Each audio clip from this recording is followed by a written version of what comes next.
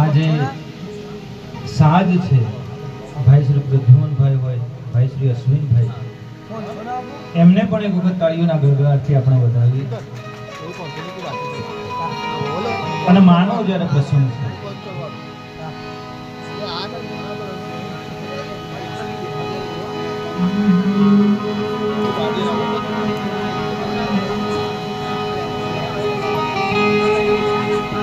લાડ રે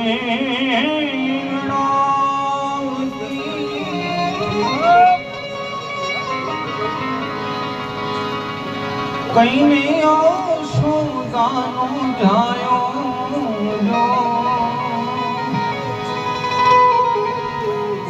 એક દીકરો જે છે ને એ જગતની માટે ગમે એ હોઈ શકે, જગતની માટે તોફાની હોઈ શકે, જગતની માટે ખોટો હોઈ શકે, જગતની માટે કદાચ ખરાબ હોઈ શકે, પણ માની માટે જે દીકરો છે ને એ તો કૃષ્ણ જ હોય. માની માટે દીકરો રામ જ હોય સાહેબ. માની માટે તો પોતાનો દીકરો હીરો જ હોય. લાડ રે લડાવતી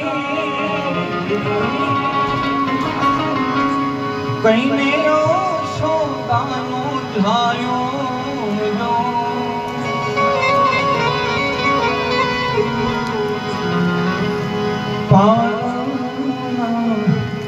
જોને છો જેવો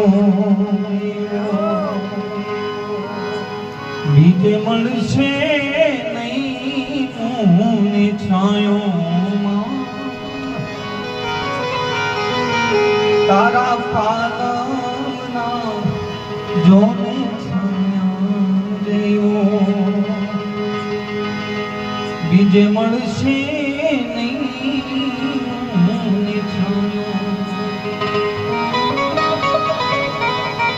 અને કોઈ ગમે એવડો મોટો ખેલાડી હોય, દુનિયાભરના મેદાનોની અંદર એ રમ્યો હોય, કદાચ એ સ્ટેટ લેવલના ગ્રાઉન્ડની અંદર રમ્યો હોય, કદાચ એ નેશનલ લેવલના ગ્રાઉન્ડની અંદર રમ્યો હોય કે ઇન્ટરનેશનલ લેવલના ગ્રાઉન્ડની અંદર રમ્યો હોય, પણ જે મજા એ માના નાનકડા ખોળામાં રમવામાં છે ને સાહેબ,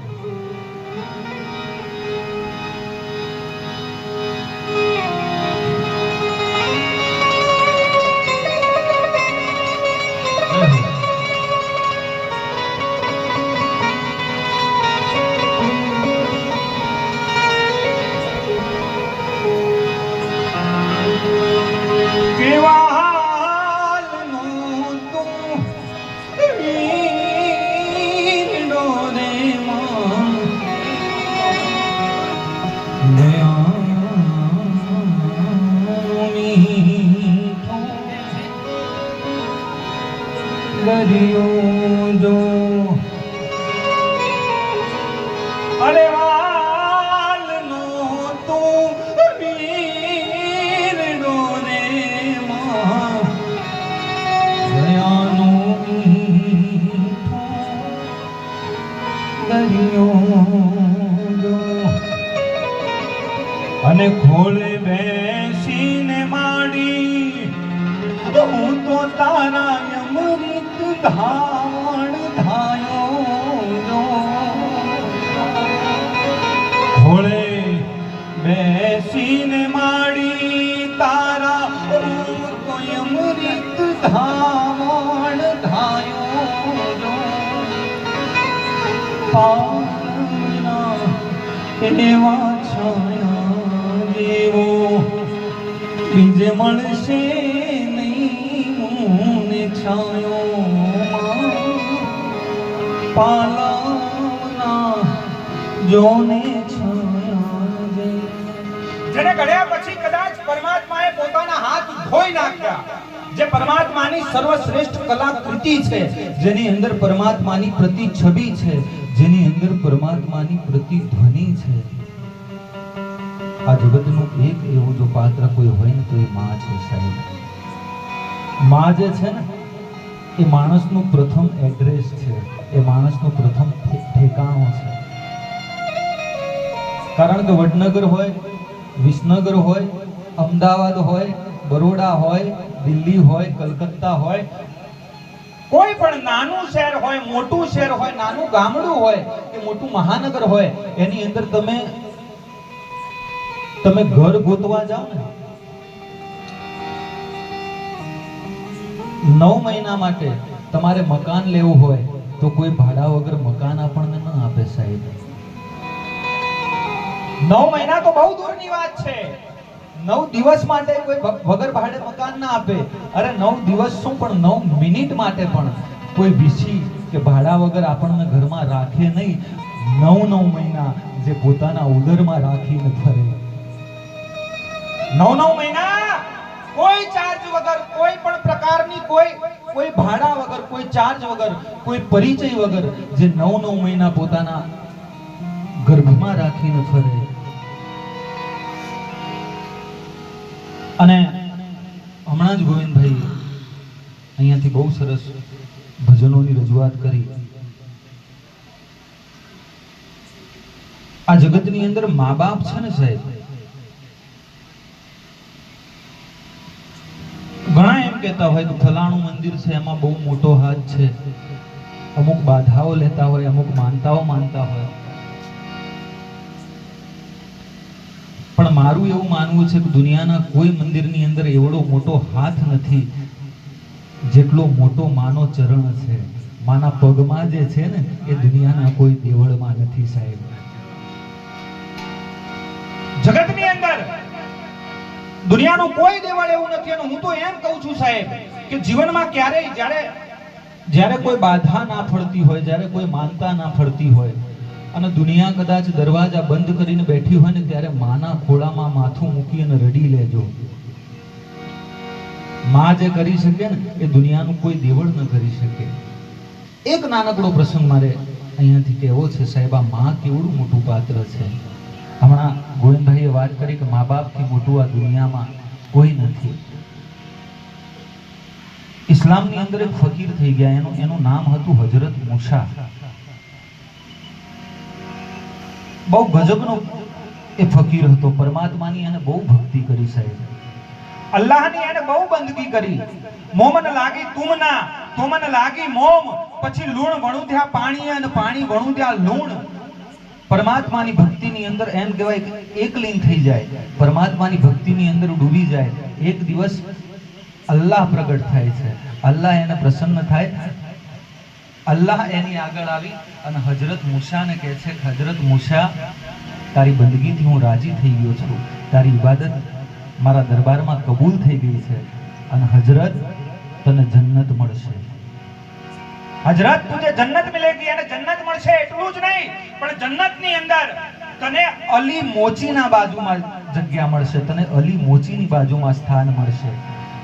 હજરત મૂસા એટલે બહુ મોટો પવિત્ર માણસ સાહેબ, જેને સંત કહી શકાય, ફકીર કહી શકાય. પણ હજરત મૂસાને એમ થાય છે કે હું આટલી બધી ભક્તિ કરું, હું પરમાત્માની આટલી બધી ઇબાદત કરું અને પરમાત્મા મને રાજી થાય એ તો બરોબર છે, પણ અલ્લાહ પોતે એમ કહેતા હોય કે તને અલી મોચીની બાજુમાં જગ્યા મળશે. તો આ અલી મોચી કેવડો મોટો ભગત હશે, કે અલી મોચીનું ભજન કેવું હશે, એની ભક્તિ કયા પ્રકારની હશે.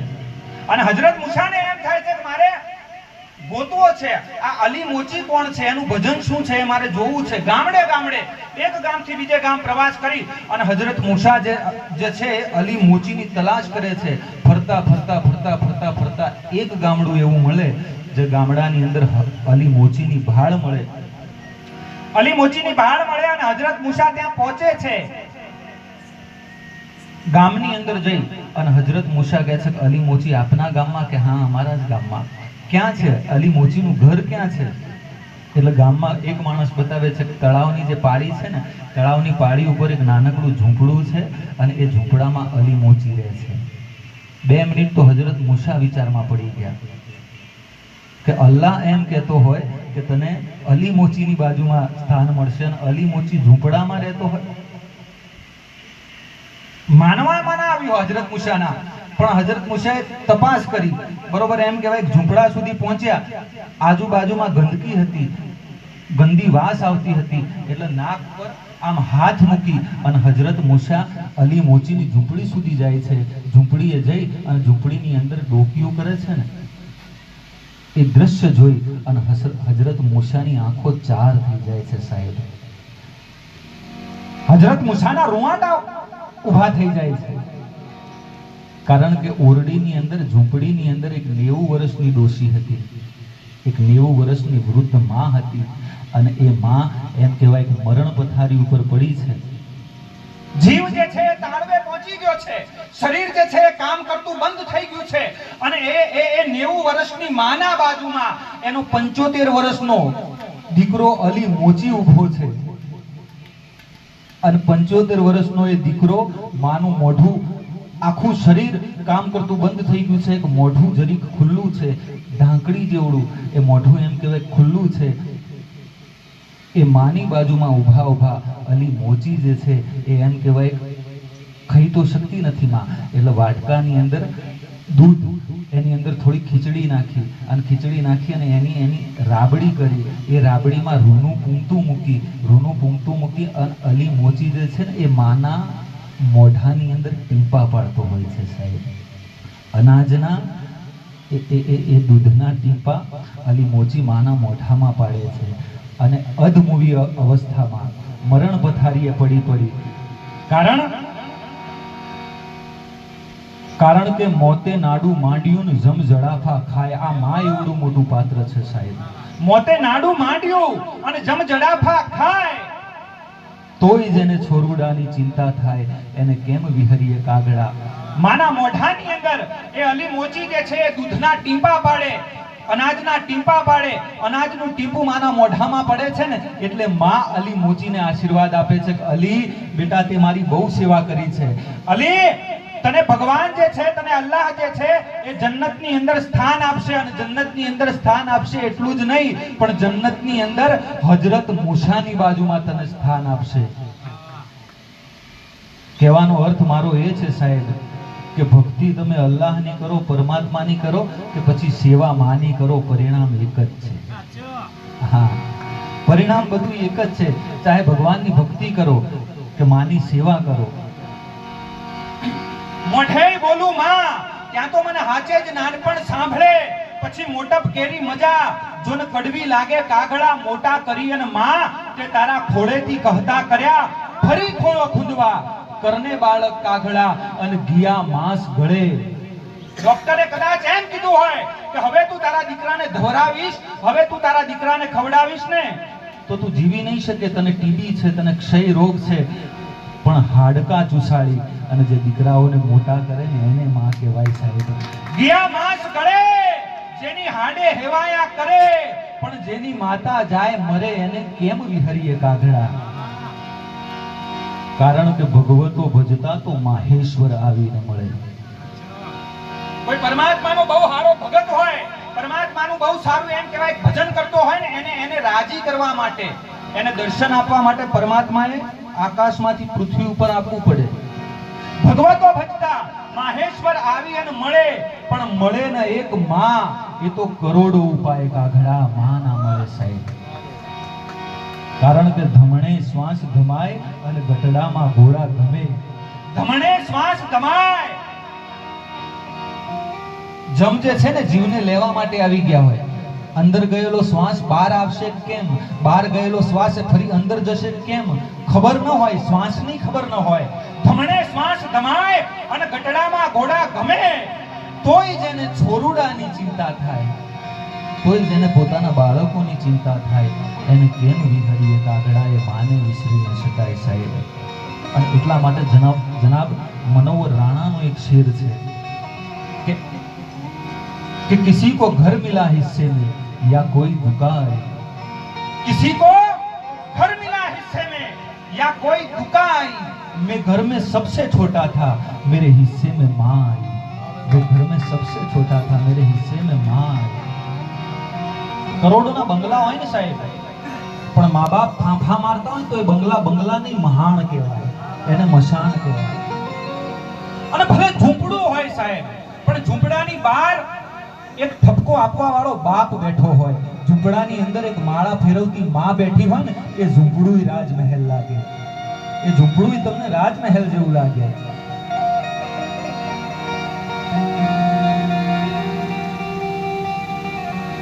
અને આ માં એક એવું પાત્ર છે સાહેબ. દુનિયાના દરેક સંબંધો એક બાજુમાં અને માં અને એના દીકરાઓનો જે સંબંધ છે ને એ એક બાજુમાં. ગામડે ગામડે અમે જઈએ છીએ, ગામડે ગામડે અમે ફરીએ છીએ, કારણ કે આજકાલ આ સમય બદલાઈ ગયો છે. જેને ખરેખર તમે સોશિયલ મીડિયા જોતા હશો, ફેસબુક ઉપર ઘણી વખત વિડીયો જોતા હોય, આપણે માં રડતી હોય વિડીયોની અંદર, બાપ રડતો હોય, એવા ઘણા વિડીયો અત્યારે માર્કેટમાં આવે છે. ખરેખર જેને હૃદયમાં રાખીને ફરવા જોઈએ. આ મા બાપ એવા પાત્ર છે ને સાહેબ, જે 9-9 મહિના માં ઉદરમાં રાખે ને એને ખરેખર હૃદયમાં રાખવી જોઈએ. પણ આજકાલ જમાનો એવો છે ને કે અમુક ઘરમાં નથી રાખતા, એ મા બાપને ઘરમાં નથી રાખતા. અને એટલા માટે અનિલ ચાવડાની એક ગઝલ મને યાદ આવે છે. આપણા સમાજના એક બહુ સારા ગઝલકાર છે ભાઈ શ્રી અનિલભાઈ ચાવડા. અને સમાજ જ્યારે બેઠો છે એટલે ખાસ હું કહું છું, સમાજનું કોઈ પણ ટેલેન્ટ હોય, સમાજનો કોઈ સારો કવિ હોય, સમાજનો કોઈ સારો ગાયક હોય, સમાજનો કોઈ સારો બિઝનેસમેન હોય, નાનો વેપારી હોય, ગમે એ હોય, પણ સમાજના દરેક કલાકારને સપોર્ટ આપજો, સમાજના દરેક કલાકારને સાથ આપજો. કારણ કે ગવર્મેન્ટ જોબ જે છે ને એની અંદર રિઝર્વેશન છે, એની અંદર અનામત છે, પણ આ કલા એક એવો વિષય છે, કોઈ પણ વેપાર એક એવો વિષય છે, એમાં તો આપનો પ્રેમ જ અમારું રિઝર્વેશન છે, એમાં તો તમારો પ્રેમ એ જ અમારી અનામત છે. અને ચાવડા મા માટે બહુ સરસ વાત કરે છે સાહેબ, કે દીકરા સાથે રહેવા માં હૃદયમાં હર્ષ રાખે છે. દીકરા સાથે રહેવા માટે માં જે છે હૃદયમાં હર્ષ રાખે છે. અને દીકરો બીમાર માં માટે, આજકાલની આ પરિસ્થિતિની વાત થાય છે સાહેબ, આજકાલ પરિસ્થિતિ કેવી છે. દીકરા સાથે રહેવા માં હૃદયમાં હર્ષ રાખે છે, અને દીકરો બીમાર માં માટે અલગથી નર્સ રાખે છે. દીકરા સાથે રહેવા માં હૃદયમાં હર્ષ રાખે છે, અને દીકરો બીમાર માં માટે અલગથી નર્સ રાખે છે. અને સ્ત્રીનું જે જીવન છે ને સમર્પણ છે. પતિનો જ્યારે પટ્ટો ખોવાય ને તો એ એની પત્નીને પૂછે કે મારો પટ્ટો ક્યાં છે, મારો બેલ્ટ ક્યાં છે, મારા શૂઝ ક્યાં છે, મારું લેપટોપ ક્યાં છે, મારો મોબાઈલ ક્યાં છે. એક બાળકને કદાચ કોઈ વસ્તુ ખોવાય તો એ માને પૂછે કે મમ્મી મારો કંપાસ ક્યાં છે, મારો સંચો ક્યાં છે, મારું દફતર ક્યાં છે. આ સ્ત્રીનું જે જીવન છે ને સમર્પણ છે. દીકરા સાથે રહેવા માં હૃદયમાં હર્ષ રાખે છે, દીકરો બીમાર માં માટે અલગથી નર્સ રાખે છે. અને આપી દે થોડા પતિને, આપી દે સંતાનોને થોડા. આ માની જિંદગી કેવી હોય સાહેબ. આપી દે છે થોડા પતિને અને આપી દે સંતાનોને થોડા. આ માં સ્વયંને જીવવા માટે ક્યાં એકેય વર્ષ રાખે છે. આ માં સ્વયંને જીવવા માટે ક્યાં એકેય વર્ષ રાખે છે. અને ચોર ખીચામાં એ બધા જ આંસુઓને સંતાડી રાખે છે. છેલ્લો શેર છે સાહેબ. માં જે છે ને આંસુડાઓને પાડે નહીં, એ આંસુડાઓને પી જાય. અને એક કવિએ હમણાં બહુ સારી વાત કરી કે તમારા ઘરમાં સુખ હોય, તમારા ઘરમાં શાંતિ હોય ને તો એનો એક જ મતલબ છે, એનો એક જ અર્થ છે કે તમારા ઘરની અંદર કોઈક સ્ત્રી પાત્ર એવું હશે, એ માં હોય, એ બેન હોય, એ પત્ની હોય, એ દીકરી હોય, પણ જો આપણા ઘરની અંદર સુખ હોય, શાંતિ હોય તો એક વાત નક્કી છે કે ઘરમાં કોઈ સ્ત્રી પાત્ર તો એવું હશે જે સહન કરતું હશે. જો સ્ત્રી પાત્ર સહન કરતું ના હોય તો ઘરમાં સુખ ન હોય સાહેબ. આપી દે થોડા પતિને અને આપી દે સંતાનોને થોડા. આ માં સ્વયંને જીવવા માટે ક્યાં એકેય વર્ષ રાખે છે. અને ચોર ખીચામાં એ બધા જ આંસુઓને સંતાડી રાખે છે.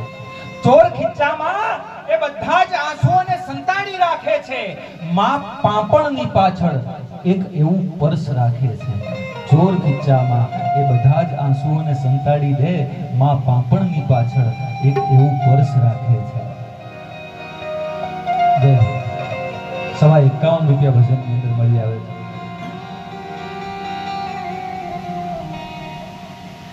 અને આ માની જે નજર છે ને સાહેબ, માની નજર શું કરી શકે, માની દ્રષ્ટિમાં કેટલી તાકાત હોય. અને મેં શરૂઆતની અંદર કહ્યું એમ કે દીકરો ગમે એવો હોય તો એ મા માટે તો હીરો જ હોય. અને ગામડે ગામડે અમે સમાજના બાળકોને, સમાજના યુવાનોને અમે એક જ વાત કરીએ છીએ સાહેબ, આ સમય સોશિયલ મીડિયાનો છે, સમય જે છે ને ઇન્સ્ટાગ્રામનો છે, સમય ફેસબુકનો છે, સમય યુટ્યુબનો છે, સમય લાઈક, શેર અને સબસ્ક્રાઇબનો છે. પણ સમાજના યુવાનોને કહું છું, ભલે દુનિયાની અંદર ગમે એના ક્રેઝ ચાલતા હોય, ભલે દુનિયાની અંદર ગમે એના ટ્રેન્ડ ચાલતા હોય, પણ મારા સમાજના યુવાન માટે પોતાના બાપથી મોટો આ દુનિયાની અંદર બીજા કોઈનો ક્રેઝ ન હોય, અને આપણા માટે આપણી માથી મોટો આ જગતમાં બીજા કોઈનો ટ્રેન્ડ ન હોય સાહેબ. અને એક વાત તો હું ખાસ કહીશ સાહેબ, કે મા બાપની નજરમાં કદાચ તમે હીરો ન બની શકો, કોઈ બહુ મોટું કામ ન કરી શકો, કોઈ બહુ મોટી ડિગ્રી ન મેળવી શકો, કોઈ બહુ મોટી સફળતા ન મેળવી શકો તો વાંધો નહીં આવે. મા બાપના નજરમાં તમે હીરો ન બની શકો તો વાંધો નહીં, પણ જીરો ન બનતા સાહેબ. અને એક વખત જો તમે એની નજરમાં હીરો બની જાઓ ને તો આ જીવન હિટ થઈ જાય સાહેબ, એની એ ગેરંટી છે. એ અંધેરે દેખ લે મું તેરા કાલા હો ગયા. માની નજરમાં શું તાકાત હોય. મહાભારતની અંદર દુર્યોધન જે છે ને એ બહુ ખરાબ માણસ હતો, અપકર્મી હતો, પાપી હતો, દુષ્ટ હતો, પણ છતાંય માએ કહ્યું હતું કે એક વખત નગ્ન થઈને આવી જાય. પ્રસંગ આપે બધાએ સાંભળ્યો હશે સાહેબ. વચ્ચે પરમાત્મા આવે, પરમાત્મા થોડીક છેતરપિંડી કરે, પરમાત્મા થોડુંક છળ કપટ કરે, અને આ જે બધી વાતો છે ને હું એને પ્રતીક સ્વરૂપે લઉં છું સાહેબ. પરમાત્મા આવી અને છેતરી જાય એ બરોબર છે, પણ મૂળ કહેવાનો અર્થ એનો એવો છે કે તમે અનીતિ લઈને નીકળો ને જગતમાં, ખરાબ વિચાર લઈને નીકળો, અનીતિ લઈને નીકળો તો ક્યાંક ને ક્યાંક પરમાત્મા તમને નડે છે, ક્યાંક ને ક્યાંક પરમાત્મા તમને રોકે છે. અને નગ્નતા એ કપડા ઉતારી નાખવા એ કોઈ નગ્નતા નથી, પણ કહેવાનો મારા અને તમારા દેશના શાસ્ત્રનો કહેવાનો અર્થ એ છે કે જીવનમાં કોઈ કામ એવું ન કરવું જોઈએ જે આપણી માં સહન ન કરી શકે, કે પછી આપણો બાપ સહન ન કરી શકે. કારણ કે જો મા બાપ કોઈ કામ સહન ન કરી શકે તો પછી દુનિયાની કોઈ પાત્ર એ કામ આપણું સહન ન કરી શકે. જે મા બાપ સહન ન કરી શકે એ બીજું કોઈ સહન ન કરી શકે. માએ કીધું તું કે એક વખત નગ્ન થઈને આવી જા. વચ્ચે પરમાત્મા આવે, પરમાત્મા આવી અને વાત કરે, પાંદડા વીંટી અને દુર્યોધન જે છે ગાંધારી સુધી પહોંચે છે. દુર્યોધનની આગળ જઈ અને ગાંધારી જે છે પોતાની આંખની પટ્ટી ખોલે છે, અને એના એક એક અંગ ઉપર માં ગાંધારીની નજર પડે છે. આ દેશનું શાસ્ત્ર એમ કે છે સાહેબ, આ દેશનો ઇતિહાસ એમ કે છે કે જ્યાં જ્યાં એ માં ગાંધારીની નજર પડી હતી ને, જે અંગ ઉપર માં ગાંધારીની દ્રષ્ટિ પડી હતી, ભીમસેનની ગદાની એ તાકાત નહોતી કે એ અંગનું રૂવાટું ખાંડું કરી શકે. ए अंधेरे देख ले, अरे मुंह तेरा काला हो गया. माने आंखें खोल दी, घर में उजाला हो गया. माने आंखें खोल दी और घर में उजाला हो गया. એની આંખ ખુલી અને અજવાળું થાય સાહેબ. અને જે ઢાંક્યું તું ને એ જ તૂટ્યું, જે પડદામાં રાખ્યું તું, જે હંતાડી રાખ્યું તું ને એને જ જીવ લીધો સાહેબ. આ દેશનું શાસ્ત્ર મને અને તમને કહેવા માંગે છે, જોતા આવડી જાય ને તો બે દિવસની વચ્ચે એક રાત છે. રજનીશ નામના સંતે કહ્યું છે, માણસને જો જોતા આવડી જાય તો 2 દિવસની વચ્ચે એક જ રાત છે, અને જોતા ન આવડે ને તો 2 રાતની વચ્ચે એક દિવસ છે. તમે પોઝિટિવ રીતે જોવો છો કે નેગેટિવ રીતે જોવો છો એ તમારા ઉપર જાય છે સાહેબ. અને એ માને આજે આપણે યાદ કરતા હોય સાહેબ. અને હું ખાસ વાત એ કરીશ કે આ પરિવાર પાસેથી શીખવા જેવું છે સાહેબ. આજ 12 મહિને પણ આ પરિવાર જે રીતે પોતાની માને યાદ કરી રહ્યો છે, જે રીતે મા માટે આજ આવું ભજન કર્યું હોય. એક મેળો હતો ને, મેળો ગામની બાજુમાં મેળો જામેલો શિવરાત્રીનો, અને દીકરાએ જીદ કરીને માને એમ કીધું કે માં મારે મેળો જોવા જવું છે. ગરીબ માં હતી, વિધવા સ્ત્રી હતી, એની પાસે પૈસા નહોતા. દીકરો ખૂબ જીદ કરે છે એટલે માં જે છે એને મેળો જોવા માટે લઈ જાય. માં અને દીકરો બે મેળાની અંદરથી નીકળ્યા છે. ગરીબ સ્ત્રી છે, દીકરો એક દુકાન આવે એટલે જીદ કરે છે. સાહેબ આ પ્રસંગ મને બહુ ગમે છે.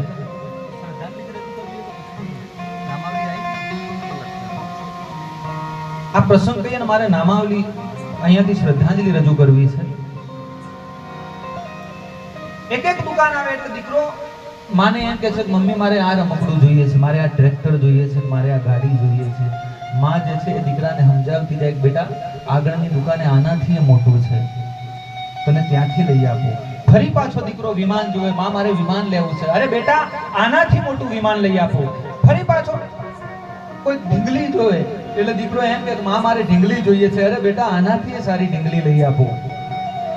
માં જે છે ખીચામાં પૈસા છે નહીં, માની પાસે પૈસા છે નહીં, એક પછી એક દુકાન એ દીકરાને આગળ વધારતી જાય. એમાં પાછળ એક શ્રીમંત માણસ આવતો હતો સાહેબ. આ માં અને દીકરાના પાછળ એક શ્રીમંત માણસ ત્યાંથી નીકળતો હતો. અને શ્રીમંત એટલા માટે કહું છું, શ્રીમંતમાં અને પૈસાદારમાં ફરક છે પાછો. જે શ્રીમંત હોય એ પૈસાદાર હોઈ શકે, જે પૈસાદાર હોય એ શ્રીમંત હોય એનું નક્કી નહીં સાહેબ. કારણ કે જ્યાં બધું જ છે ને, જ્યાં કશું નથી ત્યાં અભાવ નડે છે. આ દુનિયાની એક કમનસીબી એવી છે કે જ્યાં કશું નથી ને ત્યાં અભાવ નડે છે, અને જ્યાં બધું જ છે ત્યાં સ્વભાવ નડે છે. બધું હોય ને ત્યાં તમને સ્વભાવ નડતો હોય. પણ શ્રીમંત કોને કહી શકાય સાહેબ? ઘણા એવા હોય બંગલાની બહાર બહુ મોટો, શહેરની અંદર સિટીની અંદર બહુ મોટો બંગલો બનાવ્યો હોય અને બંગલાની બહાર બોર્ડ માર્યું હોય અને બોર્ડમાં લખ્યું હોય કે નો એન્ટ્રી વિધાઉટ પરમિશન, રજા વગર અંદર નહીં આવવું. ઘણાએ તો એમાંય બોર્ડ માર્યા હોય કૂતરાથી સાવધાન.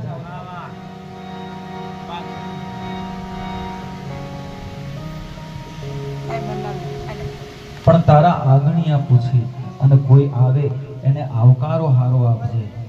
જે કોઈકનું દુઃખ જોઈ શકે, જે કોઈકની તકલીફ જોઈ શકે, જે કોઈકની વેદના જોઈ શકે, એને શ્રીમંત કહી શકાય. શ્રીમંત માણસ હતો અને એ શ્રીમંત માણસે પેલી વિધવા સ્ત્રીને કીધું કે બેન તારી પાસે પૈસા ના. ઘરની સ્ત્રી હતી.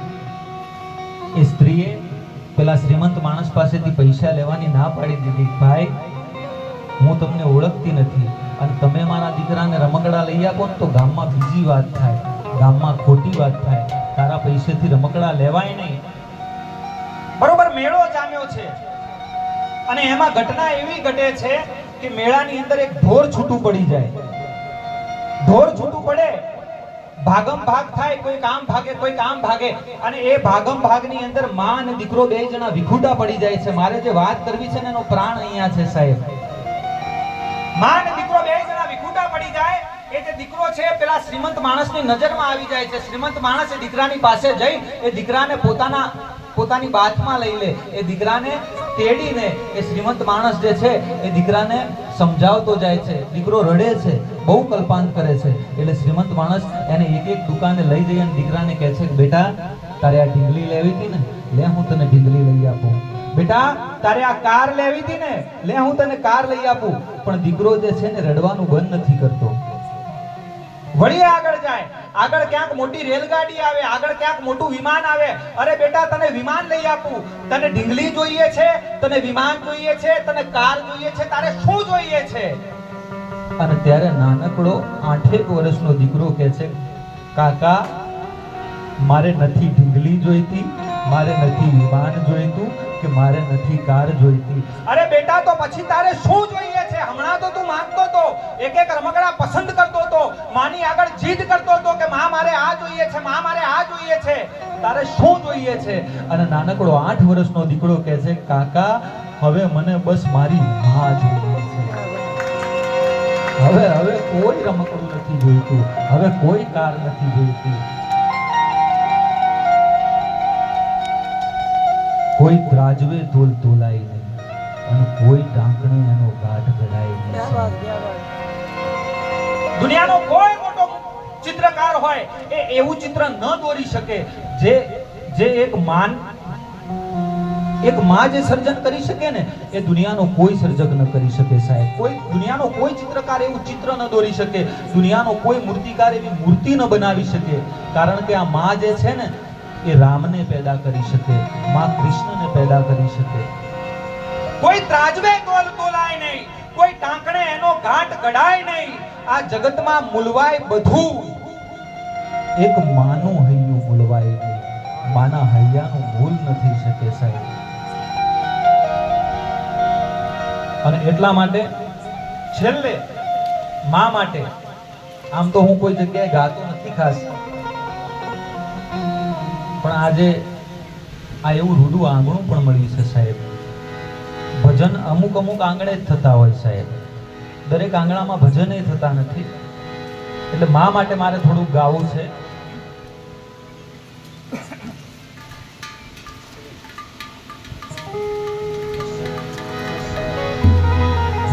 તારી યાદ આવે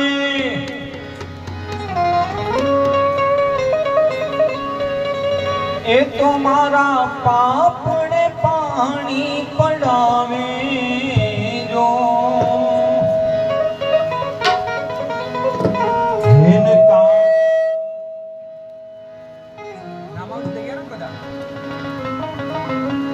તારી યાદ આવે ઈ તો મારા પાપને પાણી